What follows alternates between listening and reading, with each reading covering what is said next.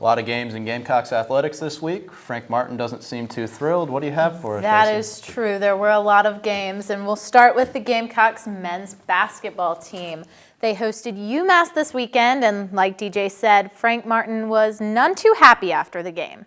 The job me and my staff are doing right now is pathetic, and we regressed this week. We're a worse basketball team today than we were 8 days ago, and that's my job to make sure that doesn't happen. But we're a soft team right now, and that don't fit with me. Now, after listening to that, you would probably think the team suffered a tough loss, but they actually defeated the Minutemen. And it was the down-low duo of Mike Kotsar and Chris Silva that led the way for the Gamecocks. Kotsar led the team early, creating offense from his defense and scoring the team's first 6 points. But it was superstar Chris Silva who went to work down low in the second half. And these back-to-back alley-oops were just the cherry on top of a stellar game. I mean, seriously, 2 absolutely ferocious Silva slams in a row. The Gamecocks defeated the Minutemen 76-70. And our women's basketball team hosted number 14 Duke yesterday. And if I had to name a player of the week for the Gamecocks, I'd have to give it to redshirt junior Alexis Jennings.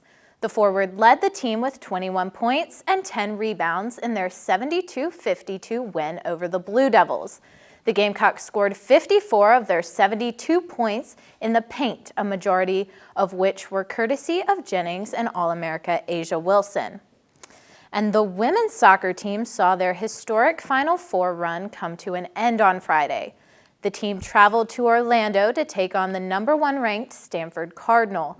But after a pair of first-half goals from Stanford midfielder Jordan DeBiase, the team couldn't bounce back. The Gamecocks finished their season 19-3-1, but the Gamecocks shouldn't hang their head on this loss. The Cardinal went on to win the championship on Sunday.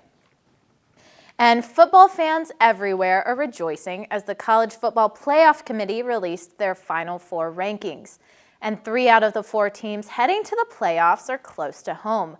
Among the top 4 are in-state rival Clemson, SEC rival Georgia, and of course, for the 4th year in a row, the Alabama Crimson Tide.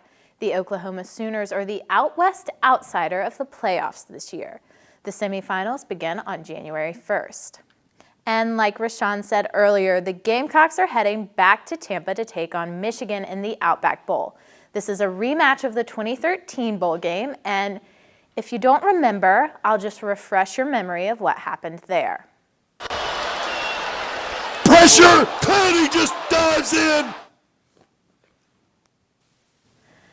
I don't know about you guys, but I could watch that play for the rest of my Forever. life Yes. and never get tired Never of turn it. it off. Very true. I'm not sure what happened to the audio there, but we don't need it. We No, don't need the audio. we know If what we had time, happened. I'd run that back over and over and over again.